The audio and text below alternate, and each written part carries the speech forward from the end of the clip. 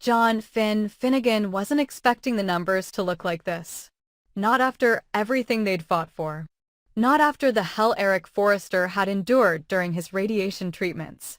And certainly not after a year of remission had been so cautiously celebrated. But the test results didn't lie. The scan revealed rapid progression, far too aggressive for the stage Eric had reached. According to the radiation schedule in his file, this kind of sudden decline wasn't medically consistent. Something was off. The deterioration was moving faster than it should. As a doctor, Finn had seen what natural decline looked like. This wasn't it. At first, Finn told no one. He quietly pulled Eric's treatment logs, hospital records, prescriptions, everything tied to the past 18 months of care. What he discovered made his blood run cold. The radiation dosage had been altered. The intervals had been adjusted. Eric's actual treatment didn't match the official plan recorded in the initial oncologist briefings. Somewhere along the line, someone had changed the numbers. But who? Why? The only access logs on the system showed the changes were made under a Forrester Creations-linked family health portal. The data pointed to a digital footprint tied to a name no one expected, Thomas Forrester. Finn's first instinct wasn't suspicion. He knew Thomas. The man had his flaws. He'd made mistakes, and yes, his past carried shadows. But murder by medical sabotage? Accelerating Eric's death to gain control or Russian inheritance. It didn't fit. Still, Finn couldn't ignore the data. And when Sheila Carter began whispering her own poison into the cracks, it only made the situation worse. She always said he wanted it all, Sheila murmured to Finn one day, feigning sympathy and concern. Maybe he couldn't wait. Maybe watching Eric waste away was just too slow. Some people want the throne before the king is cold. She dropped her voice lower. Don't be shocked, sweetheart. Sometimes, it's the ones closest to you. Sheila's timing was surgical. The moment doubt bloomed in Finn, she pounced. Her implication was simple. Thomas, hungry for control and validation, might have tampered with Eric's care to speed up the inevitable. It was a horrific suggestion, but she wrapped it in just enough concern to sound almost credible. Finn, though deeply skeptical of her motives, couldn't ignore the circumstantial trail. The file access, the timing, the updated logs, it all pointed one way. And soon, the doubts infected the entire family. Thomas was blindsided. When confronted by Finn and Steffi, his reaction was volcanic. You think I'd kill my own grandfather? You think I'd need to manipulate a terminal illness just to get a seat at the table? His voice cracked as he pored over the files himself, trying to understand how his name had been attached to the login that modified Eric's treatment data. The more he dug, the more confused and angry he became. He didn't just want to prove his innocence, he needed to. Because once that seed of suspicion was planted, it spread like wildfire through the family. Steffi tried to believe her brother, but the pressure was suffocating. Ridge, shattered from Eric's worsening condition, looked at Thomas with a gaze thick with uncertainty. Even Brooke, who had long since forgiven Thomas for his past sins, couldn't help but ask the same question behind closed doors. What if he snapped? What if the pressure got to him?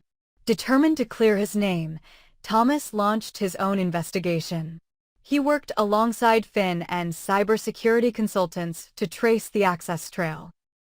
It was grueling, filled with technical jargon and digital dead ends. But eventually, the truth surfaced. The login credentials tied to Thomas had been cloned. The IP address didn't match his devices. A dummy account had been created weeks before the schedule manipulation, then buried under layers of administrative metadata. And whoever had created it had extensive knowledge of Forrester systems. More than that, the changes had been timed to correspond with key milestones in Eric's treatment, suggesting not just malice, but a deeper, more strategic plan. That's when Finn made the connection. Sheila. She had motive, access to medical systems, and a long history of manipulation. More importantly, she had already begun sowing doubt long before the investigation hit its peak. Her involvement wasn't overt, but it was deliberate. The data breach, the false account, the treatment modifications, it all led back to her. Confronting her became inevitable. Sheila didn't confess. Not immediately. But as evidence mounted, and as Ridge, Steffi, and Brooke confronted her together, the cracks in her story became too large to hold. What finally unraveled her web wasn't guilt, it was leverage. "I can help you," she said coldly to Finn, once backed into a corner. "I can tell you everything. But I want full immunity. You give me that, and I give you the truth. Otherwise, you'll never find the proof that sticks." Her goal was clear: trade her confession for a clean slate. Not out of remorse, but out of calculation. But the Forresters refused to make a deal. They didn't need her cooperation. The forensic digital evidence was enough. Steffi brought in legal counsel. Finn worked with the hospital ethics board. Sheila was cornered. Her gambit had failed. She hadn't just tried to fast-track Eric's death, she had weaponized the family's grief, planted doubt, nearly fractured their core forever. And even worse, she had used Thomas as her scapegoat. When the truth finally came out, the emotional damage was already done. Thomas was cleared publicly. Ridge apologized, visibly shaken. Brooke expressed remorse. Even Hope reached out, guilt-ridden over having doubted the man who had only recently earned her cautious trust. But despite the apologies, the fracture remained. The realization that so many could believe he was capable of orchestrating such a cruel betrayal left Thomas cold. His reputation, once again dragged through the mud, wasn't so easily restored. Eric, though weakened by illness, was lucid enough to understand what had happened. From his hospital bed, he summoned his family for a final meeting. With his voice frail but firm, he addressed each of them. He forgave them for their doubt, for their anger, even for being manipulated. But he warned them too. This family's strength isn't its fashion. It's its trust. And if we let that go, we lose more than just legacy. We lose each other. Sheila was removed from their lives once again, perhaps permanently this time, but her damage lingered. She didn't just attack their patriarch, she nearly destroyed the foundation of belief that held them together. For a family as powerful, as visible, and as emotionally tangled as the Forresters, trust is currency. And Sheila nearly bankrupted them. In the days that followed, the family regrouped. They refocused on Eric, on his comfort, on preparing to honor his final wishes. The sketch he'd left behind, unfinished, half-imagined, became a sacred project. Thomas, Steffi, and Hope, in a display of unity born from pain, returned to the design table. They didn't speak of the accusations. They didn't speak of Sheila. They simply worked, pencil to paper, honoring the man who had believed in them all despite everything. The house that Eric built still stood. The family he forged through triumph and turmoil had survived another assault. But the scars of suspicion lingered. Repaired trust is never quite as strong as before. Yet in the sketch they now shared, in the lines they each drew, was a message more powerful than words. Legacy is not inherited. It is earned. And it must be protected not just from outsiders, but sometimes from the shadows we carry within ourselves. And as the camera faded on the studio, 3 hands sketching in silence, Eric resting peacefully nearby, the cracked hourglass on the desk frozen in place, it was clear, time had been manipulated. Lives had been tested. But the Forrester name, somehow, had survived again. Not because they were perfect, but because they chose, finally, to believe in each other again.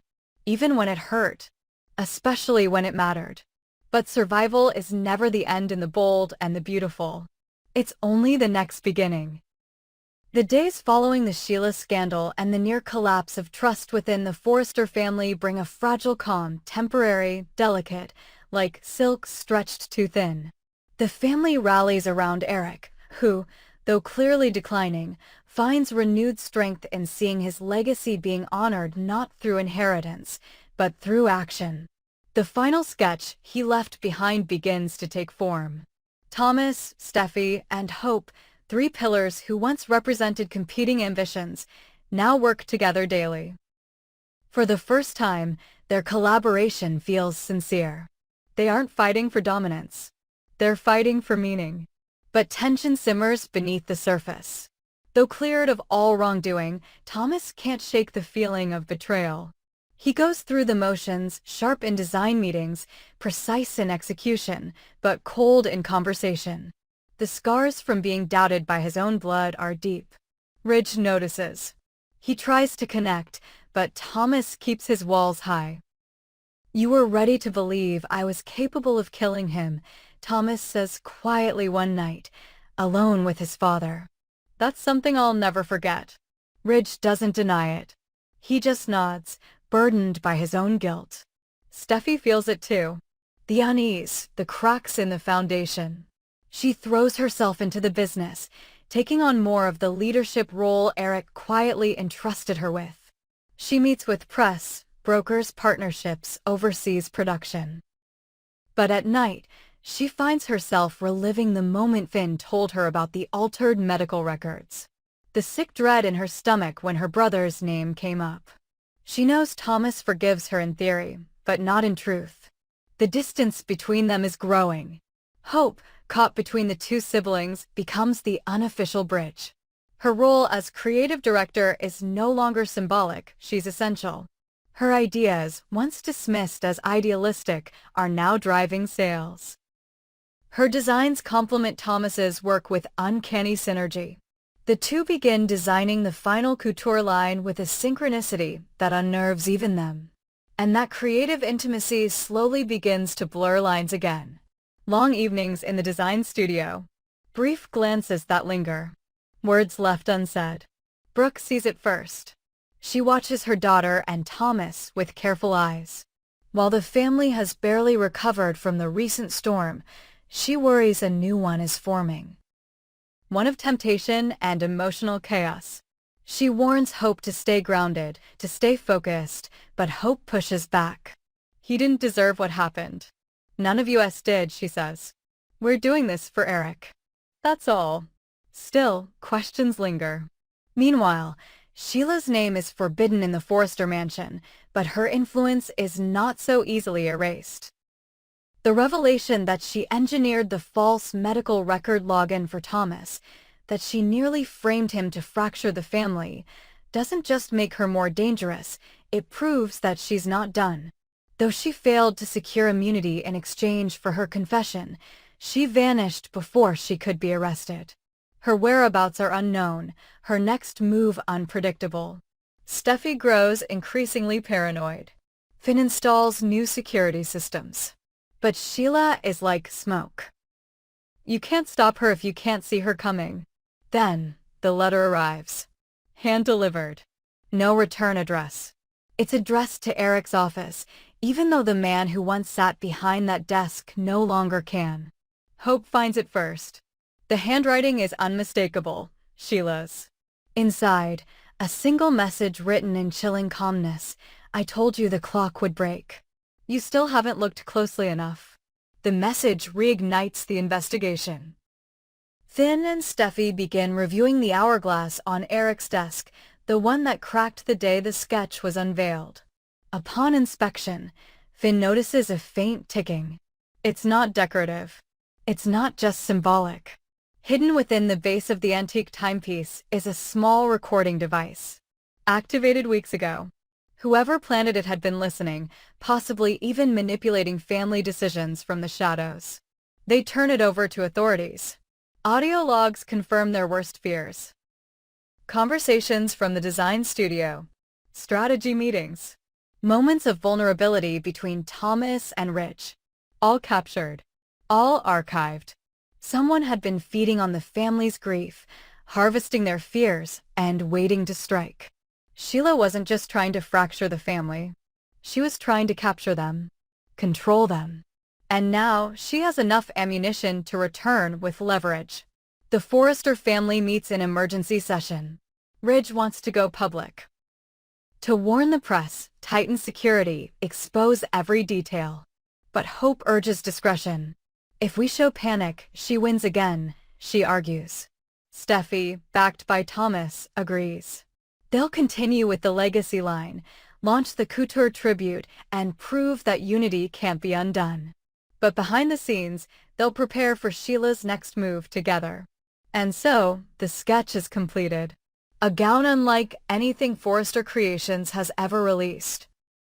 A perfect marriage of structure and softness, legacy and innovation.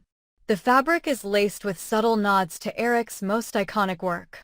The neckline reflects a 1980s silhouette, the train whispers of the golden era. Thomas, Hope, and Steffi present it not just as a fashion piece, but as a shield, a symbol, a reminder that even in the face of betrayal and manipulation, something beautiful can survive. The show goes live. The collection stuns. Reviews call it the rebirth of the House of Forrester. The world applauds. The press calls it Eric's final masterpiece. But the final scene doesn't belong to the runway. It belongs to the shadows behind it. A figure watches from the back row of the show, face obscured. A slow smile forms as the crowd erupts in ovation. In her hand, a flash drive. On it, hours of Forrester secrets, vulnerabilities, and plans. Sheila Carter is back in LA, not as an intruder, but as a phantom. Watching. Waiting. The camera lingers on her disappearing into the crowd. The screen fades to black. A single line appears, legacy is earned. But survival is war. And the clock begins ticking again.